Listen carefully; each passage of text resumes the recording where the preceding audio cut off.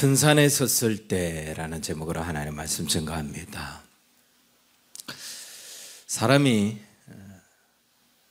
나면서부터 산을 좋아하는 사람은 많지 않을 겁니다. 아마 등산을 좋아하는 사람도 산에 계속 오르다 보니까 산을 오르는 재미가 있고 성취감이 있고 경치가 있고 또 체력이 나아지고 등등등의 이유로 자주 오르다 보니까 좋아진 것이지 처음부터 산을 좋아하는 사람은 없을 거예요.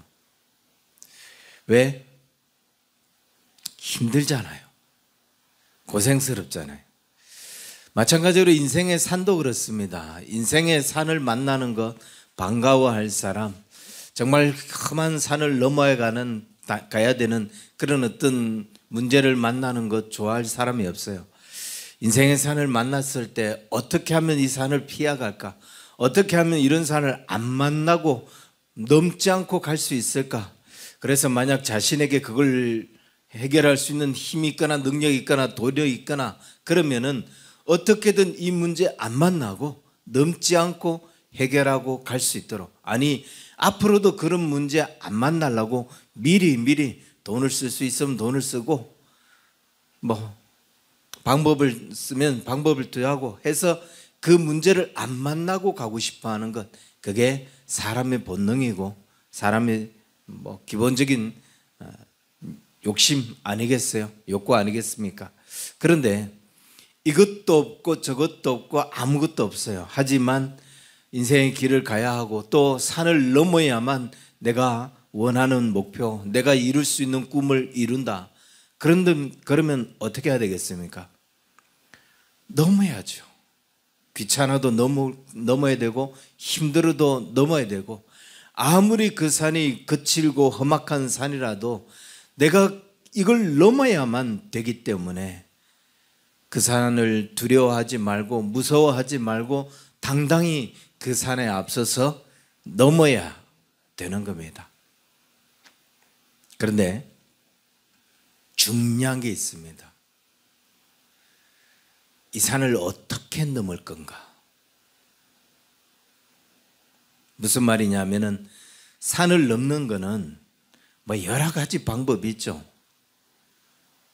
다른 사람의 도움을 받아서 넘기도 하고 그냥 무작정 그냥 등산화 신고 지팡이 짚고 그렇게 올라가는 경우도 있고, 아니면 어느 길이 가장 쉬운 길인가, 누가 이 길을 가본 적이 있는가, 그런 어떤 길들을 찾아가면서 넘는 방법이 있고 여러 가지 전략이 있다는 거예요. 산을 넘는 데 있어서 가장 중요한 것은 어쩌면 전략이에요.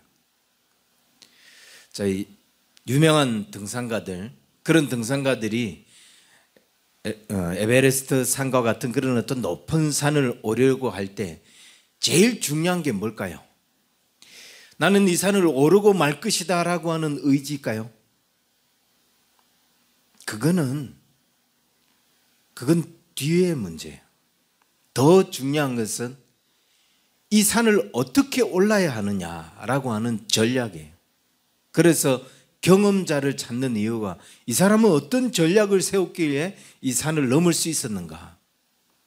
이 전략이 제대로 세워지지 않으면은 무작정 도전할 수는 있겠지만 무작정 도전하다가 실패하고 산을 오르다가 날이 새서 그만 오르지 못하는 그런 경우 있고, 맨날 며칠을 올라야 되는 그런 어떤 일도 있고, 전략이 잘못돼서 실패하고 전략이 잘못돼서 빨리 갈 수 있는 산도 멀리 돌아가게 되는 그런 경우가 많다는 거예요. 그래서 인생의 산을 오를 때도 마찬가지로 어떻게 오를 거냐, 이 산을 내가 어떤 방법으로 오를 거냐라고 하는 이 전략이 다른 무엇보다도 중요하다는 거예요. 그러면 이 인생의 산을 오르는 데 있어서 전략이 뭘까요?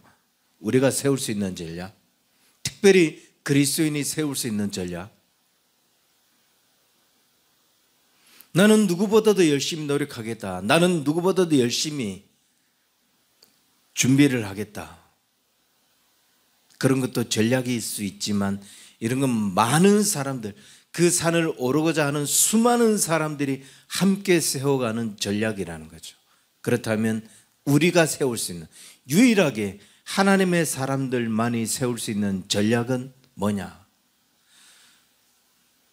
하나님의 힘으로 이 산을 넘어보겠다고 하는, 하나님의 은혜로 이 산을 넘겠다고 하는, 하나님의 도우심으로 이 산을 넘겠다고 하는 그런 전략, 이건 우리만이 세울 수 있는 전략이 아닐까. 그래서 오늘 우리가 읽은 이 본문은 우리에게 인생의 큰 산을 만나고 삶에서 큰 문제들, 어려움들, 헤쳐나가야 할 큰 과제를 만났을 때, 아니 이 산을 어떻게 넘어야 하는지, 그런 어떤 전략을 세우고자 할 때에 우리에게 가장 중요한 신앙의 답, 인생의 답을 보여주는 그런 본문이라고 할 수 있어요. 스가랴가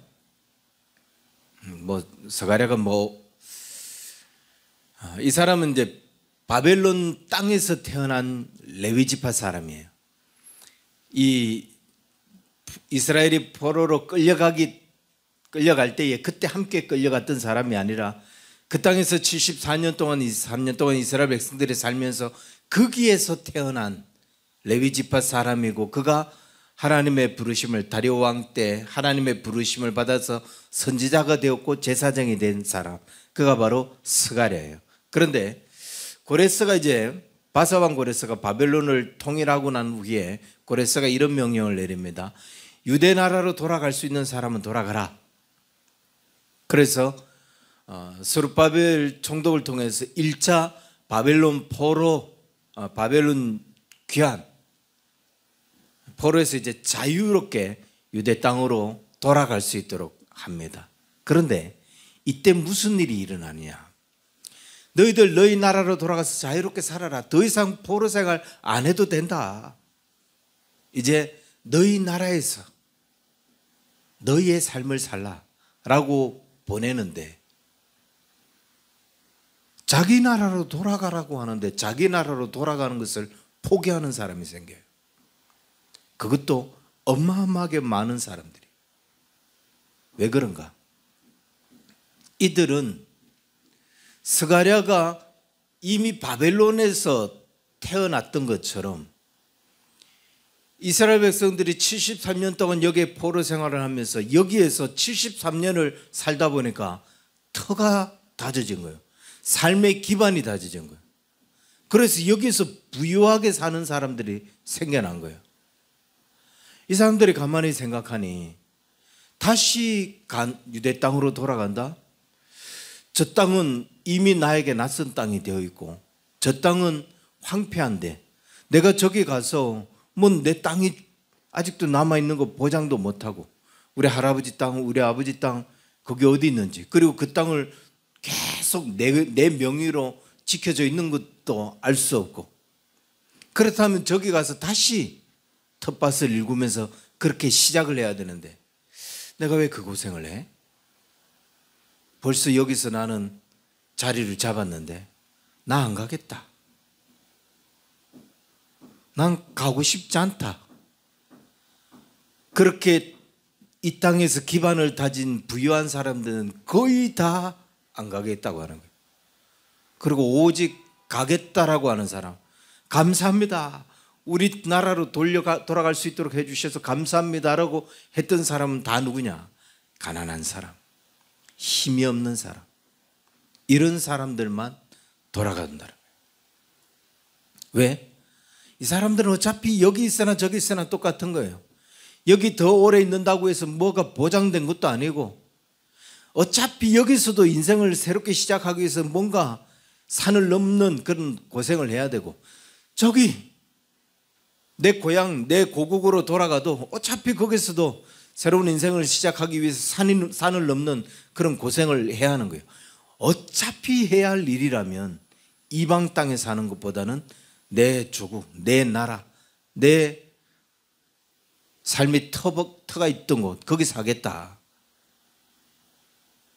자, 그런데 우린 여기서 굉장히 중요한 삶의 기준, 우리 인생의 기준이 뭐가 되어야 하느냐라는 것들을 우리가 여기서 깨닫게 됩니다. 바벨론에 남아있겠다. 우리는 이대로 돌아가지 않겠다라고 하는 이 사람들, 그 사람들은 자신의 삶의 기준이 뭐가 되었어요? 무엇이 자신의 인생을 여기에 뿌리박게 만드는 거예요?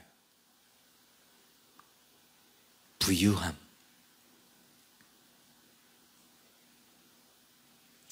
이미 털을 내린 그 부유함. 잘 살게 된 것. 더 이상 고생하지 않아도 되는 이 삶. 유일하게 그것이 자신을 이방의 땅, 하나님의 버림을 받은 땅, 그곳에 머물러 있게 만들어요. 그곳에 삶의 털을 내리게 만들어요. 물론 이유는 있죠. 자기가 그동안에 수고했고 그동안에 노력했고 땀의 대가가 여기에 있었다. 그런 이유. 내가 그동안 먹고 살기 위해서 얼마나 고생을 해서 이걸 얻었는데, 여기에 도달했는데 어떻게 이걸 포기하냐? 그 이유예요.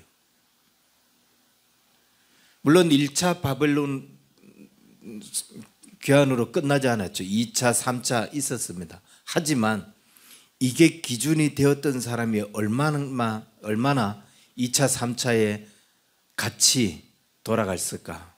거의 없어요.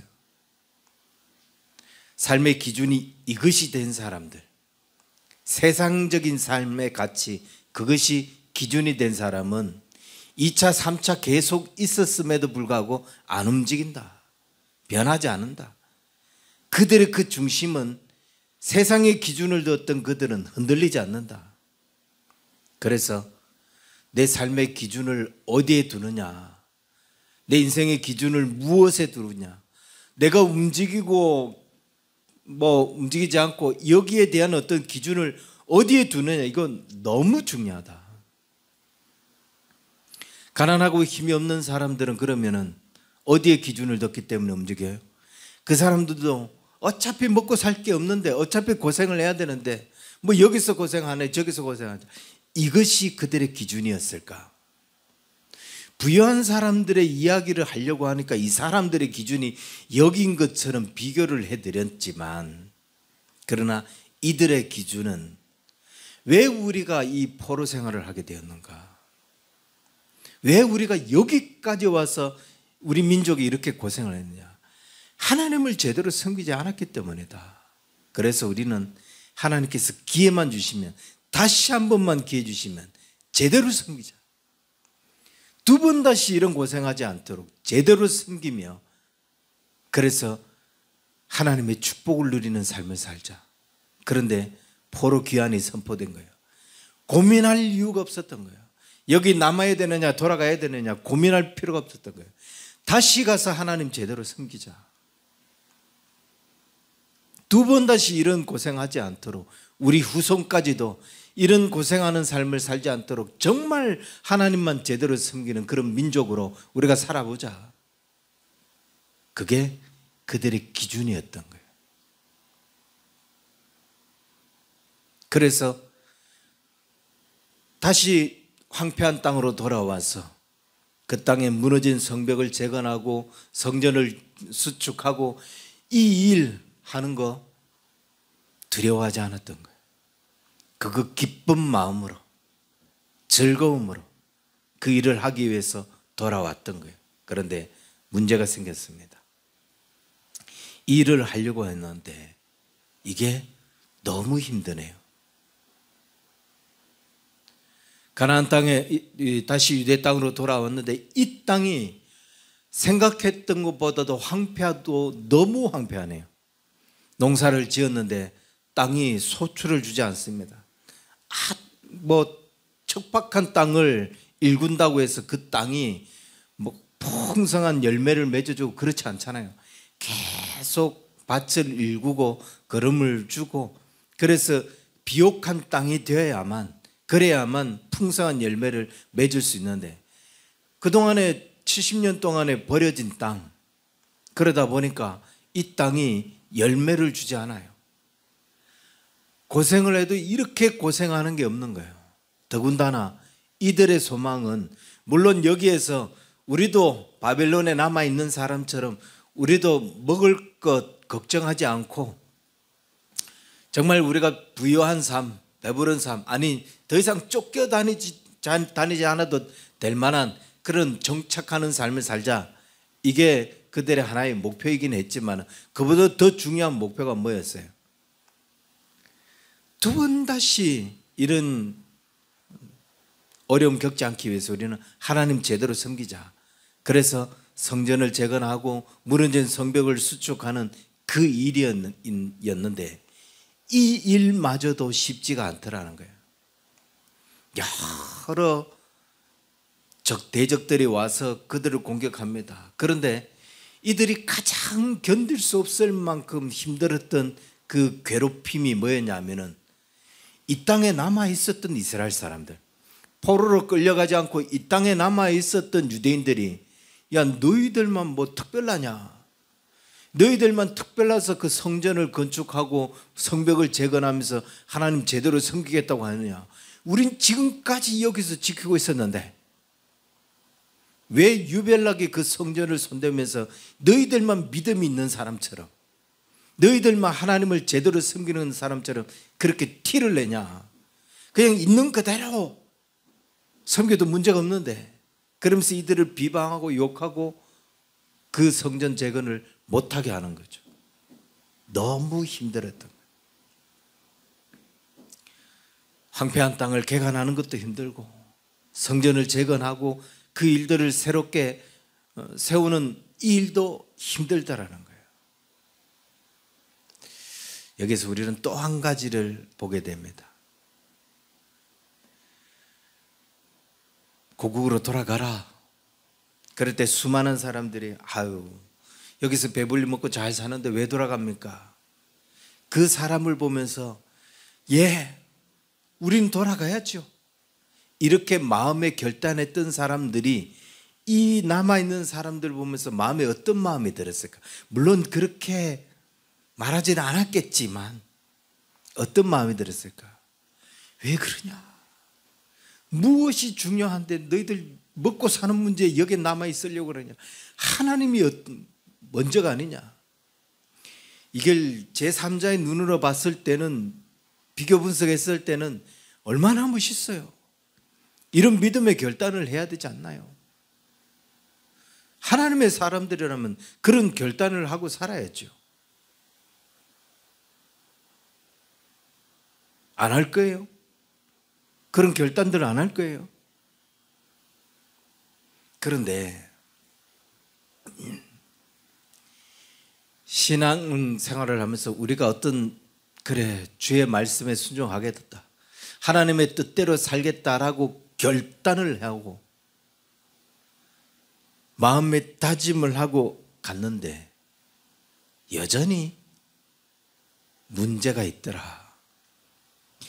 뭔가 결단을 하고 믿음으로 살겠다고 하면은 내 눈앞에 문제들이 다 사라지고 정말 하나님의 인도하심만 보이고 하나님의 도우심만 보이고 그래야 되는데 여전히 헤쳐가야 할 문제, 여전히 세상 사람들하고 어쩌면 똑같아 보이는 그런 문제로 고민하는 것처럼 하나님의 축복만 남아있고 하나님의 인도하심만 남아있을 줄 알았는데 여전히 많은 문제들이, 해결할 많은 문제들이 남아있더라. 그럼 그 문제들 앞에 우리는 어떻게 해야 되냐? 그것 또한 해결해야 된다라는 거죠. 이 이스라엘 백성들이 돌아왔는데 이 문제가 너무나 그들을 괴롭히는 거예요. 그래서 오늘 우리가 읽은 이 본문의 말씀처럼 이게 큰 산으로 여겨진 거죠. 성전을 재건하고 무너진 성벽을 수축하고 그러면서 여기에 틀을 받고 살아야 되는데 그 일을 방해하는 이 사람들, 이 모든 문제를 해결해서 성전 재건을 완수하고 틀을 닦는 그 일을 해야 되는 이 모든 과제가 큰 산으로 느껴진 거예요. 그 큰 산 앞에 모였을 때, 놓여 있을 때, 오늘 하나님은 스룹바벨을 통해서, 스가랴를 통해서 이런 환상을 보여주면서 이 말씀을 외치게 하고 있는 거예요. 영적으로 이제 힘들어가고 있는 이 백성들, 저들의 많은 방해와 대적들의 방해로 지쳐가고 있는 이 사람들, 그들에게 이 말씀을 외치라는 거예요. 하나님이 성전 재건을 도와주실 것이다. 하나님이 너희들로 하여금 이 땅에서 축복을 누리며 살게 해주실 것이다 라고 하는 그 말씀을 선포하라는 거예요. 그러면서 6절에 이렇게 이야기하죠. 그거 힘으로 되지 아니하며 능력으로 되지 아니하고 오직 나의 영으로 되느니라. 무슨 말이냐? 그건 너희들이 가지고 있는 그 힘으로 그 성전을 재건하고 성벽을 수축하고 대적들을 물리치고 그건 너희 힘으로 되는 거 아니야. 너희의 능력으로 그거 하는 거 아니야. 이 산은 하나님의 영으로 하는 거다. 이 문제는 하나님의 힘으로 하는 거야 라고 말씀하고 있는 거예요. 내 인생에 산을 만났는데 그 산을 내가 어떻게 넘어야 되느냐, 이걸 더 많이 힘을 쌓고 능력을 쌓고 그래서 넘어야 되느냐, 그렇게 고민하고 그렇게 생각하고 있는데 넌 무슨 세상 사람들하고 똑같은 생각을 하냐? 그거는 힘으로 넘는 게 아니고 능력으로 해결되는 게 아니야. 그건 하나님의 도우심으로 되는 거야 라고 말씀하고 있는 거예요. 그러면서 스가랴에게 이런 환상을 보여주죠. 2절부터 이렇게 이야기합니다. 네가 뭘 보고 있느냐? 내가 보니 순금 등잔대가 있는데 그 위에 기름 그릇이 있고 또 그 기름 그릇 위에는 등잔을 위하여 7관이 있고 그 등잔대 곁에 2 감람나무가 있는데 하나는 그 기름 그릇 오른쪽에 있고 하나는 그 왼쪽에 있나이다. 무슨 말이냐면은 등잔대가 있는데 그 등잔대에 7 등잔이 이렇게 있어요. 7 등잔대가 있는 등잔이 있는 7 등잔대가 있어요. 그리고 이 등잔대 양쪽에 감람나무가 하나씩 있고 그 감람나무 가지를 통해서 이 등잔대에 기름이 공급되고 있어요. 그래서 그게 뭐냐? 물었어요. 이게 뭡니까? 이 등잔, 7개의 등잔은 10절에 이건 여호와의 눈이다 라고 이야기했고, 양쪽에 있는 2 감람나무는 뭡니까? 그러니까 기름 부음 받은 2 사람 스룹바벨과 여호수아. 왜냐하면 1차 포로기한 때에 총독 스룹바벨과 대제사장 여호수아에게 이스라엘 백성들을 데리고 돌아가라 라고 했으니까 그 기름 부음 받은 2 사람이라고 말씀하고 있는 거예요. 이 2 사람이 와서 이제 성벽을 재건하고 성전을 건축하고 땅을 개간하는 일들을 하는데 여러 방해를 받고 있는 거예요. 너무나 힘든 거죠. 그래서 이거 안 되나 보다. 사람들이 낙심하고 좌절합니다. 이거 정말 믿음의 결단을 하고 왔는데 왜 이렇게 어려운 일들을 만나지? 왜 이렇게 큰 산을 만나지? 그리고 낙심하고 있는데 그거 힘으로 되고 능력으로 되는 게 아니야. 그거 사람의 힘으로 하는 게 아니야. 너희들이 아무리 지혜를 짜봐라, 너희들이 아무리 너희들이 가지고 있는 모든 능력을 동원해서 그 문제를 해결하려고 해봐라, 어떤 방법으로도 이 문제를 해결할 수 없다. 이거는 너희의 힘, 능력으로 하는 게 아닌 하나님의 힘으로 되는 거다 라는 것을 보여줘요. 우리가 인생에서 만나는 산들, 그 산을 어떻게 정복할 거냐, 전략이 중요했는데 그 전략이 뭐냐? 공부를 더 해야 되나? 돈을 좀 빌려야 되나? 누구의 도움을 받아야 되느냐? 이거는 힘으로 되고 능력으로 되는 게 아니라는 거예요. 그건 하나님의 도우심으로 되는 거예요. 내가 얼마나 하나님을 신뢰하고 있느냐. 그 산을 넘게 할 것이라는 것을 내가 얼마나 하나님을 신뢰하는지, 얼마나 하나님을 의지하는지. 이는 오직 하나님의 능력으로 되기 때문에.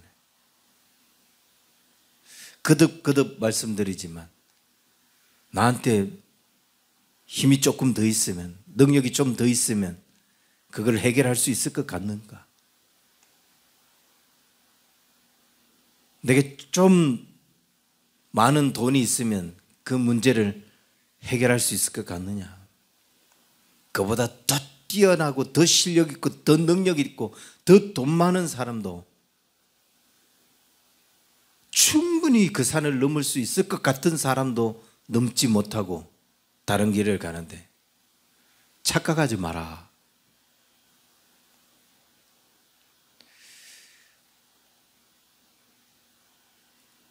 그렇다면 이제 이 문제는 하나님의 전략으로, 하나님의 방법으로 넘어야 되는데, 하나님의 전략, 하나님의 방법이 뭐냐? 등잔이, 등대에 등잔이 7개라고 했어요. 그리고 그 등잔은 하나님의 눈이라고 했어요. 등대는 우리를 이야기하고,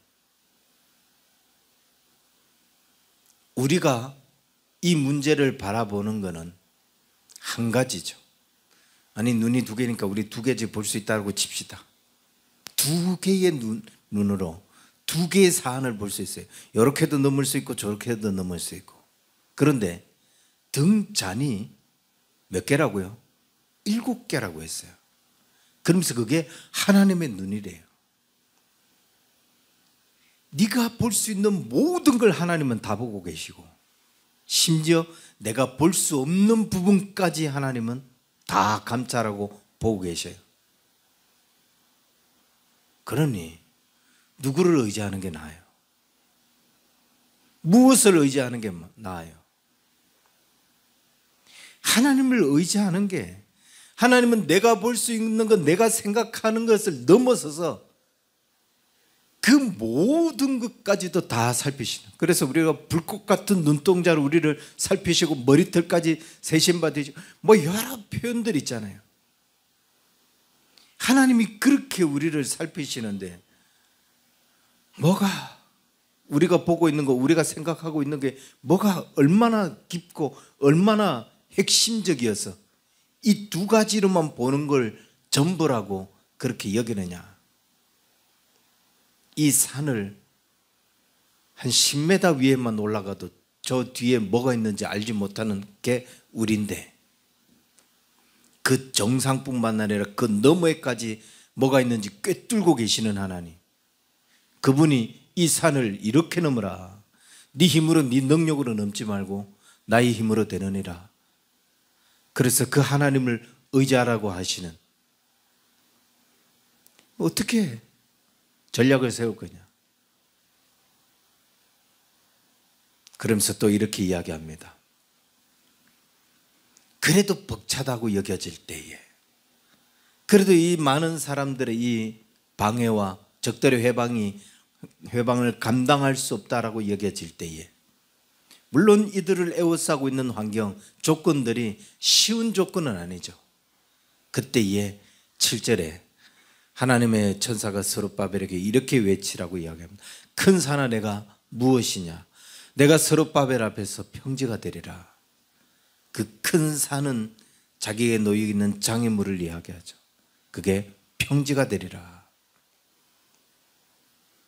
그 모든 것들이, 그 모든 장애물이 다 제거가 된다라고 외치라는 거예요. 우리 앞에 가로막혀 있는 것, 그 모든 장애물, 그게 다 하나님의 은혜로 말미암아 그렇게 다 무너진다는 거예요. 그래서 우리는 만약 이 큰 산을 만났는데, 이 산을 넘어야 되는데 내 마음속에 뭔가 장애가 있어요. 장애물이 있어요. 그것 때문에 내 눈으로 보이는 게 전부인 것처럼 7개의 눈으로 그 모든 산을 살피시고 있는 그 주님의 눈을 신뢰하지 못하고 내가 보고 내가 판단하고 내가 느끼는 거로 이 산을 바라보고 있는, 그러면서 두려움에 떨고 있는 이 장애물을 향하여 외치라는 거예요. 큰 산아, 스룹바벨 앞에서 평제가 되라라고. 우리는 하나님이 우리의 삶을 이끄시고 하나님이 우리의 삶을 인도하여 주시는데 그 인도하심 앞에 계속 우리가 감당해야 할 것은 뭐냐? 내 안에서 선한 싸움을 싸우는 거예요. 내 안에서 믿음의 싸움을 싸우는 거예요. 하나님을 신뢰하지 못하게 만드는 것, 하나님을 의지하지 못하게 만드는 이것과 계속 우리는 싸움을 싸워나가야 되는 거예요. 더 하나님을 의지하도록, 더 주님을 신뢰할 수, 전혀 하나님의 나를 이 산을 넘게 하는 데 있어서 부족함이 없다라고 그렇게 신뢰하게끔. 그래서 디모데전서 6장 12절에 믿음의 선한 싸움을 싸우라, 영생을 취하라, 이를 위하여 내가 부르심을 받았다라고 이야기합니다. 요한복음 16장 34절, 세상에는 너희가 환난을 당하나 담대하라, 내가 세상을 이겼느니라. 주님이 그 모든 것들을 이기게 하시고 주님이 그 모든 것들을 이루시고 우리를 부르셨는데 내 안에서 갈등하고 있다. 무엇을 두려워하십니까? 산 앞에서 무엇을 바라보고 있습니까? 가로막혀 있는 산을 보고 있습니까? 그 모든 것들을 꿰뚫고 계시는 하나님의 눈을 바라보고 계십니까?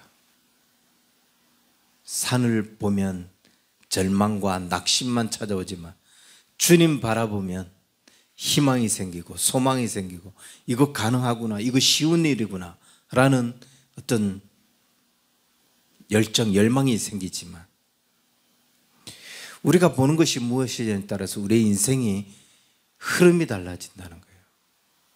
그리고 그 주님의 눈을 바라봤을 때 우리는 어떤 전략을 세워야 할 거냐?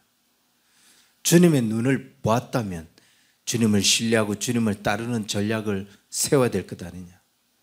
믿음의 결단을 하고 내면의 선한 싸움을 싸우면서 끝까지 하나님을 신뢰할 때에 산을 정복하는 그런 축복을 누리게 된다는 것. 여러분 인생에 큰 산이 있습니까? 넘어야 할 산이 있습니까? 해결할 문제가 있습니까? 그 문제 앞에서 두려움에 떨지 마시고 낙심해하지 마시고 하나님을 신뢰하고 믿음으로 그 하나님을 의지하며 나아갈 수 있는 저와 여러분 될 수 있기를 주의 이름 간절히 축원합니다. 기도하겠습니다. 하나님 아버지, 우리를 인도하여 주시고 우리를 이끌어 주시는 주님, 여기까지 우리의 삶을 이끌어 오셨던 주님, 그리고 더 큰 길을 가고 더 넓은 길을 가고 더 위대한 일들을 이루기 위하여 우리의 걸음을 인도하여 주시는 좋으신 주님, 우리가 인생의 큰 산을 만났을 때 그러므로 말미암아 하나님 두려워하지 않게 하시고 낙심하고 좌절하지 아니하도록 우리 안에 끊임없는 믿음의 선한 싸움을 통하여 주님만 신뢰하고 주만 바라보며 나아갈 수 있는 우리 언약의 성도들 될 수 있도록 도와주옵소서. 큰 산 앞에서 외치게 하시고 우리의 힘으로 우리의 능력으로 되지 아니하고 오직 하나님의 힘으로 될 수 있음을 고백하며 주 앞에 나아가는 우리 모든 하나님의 자녀들 다 되도록 역사하여 주옵소서. 이제는 우리 주 예수 그리스도의 은혜와 하나님 아버지의 크신 사랑과 성령님의 인도하심이 믿음의 길을 걸어가고 큰 산 앞에서 오직 하나님만 신뢰하기를 소망하는 우리 언약의 성도들 저들의 모든 삶이 이제로부터 영원토록 항상 함께 있을지어다. 아멘.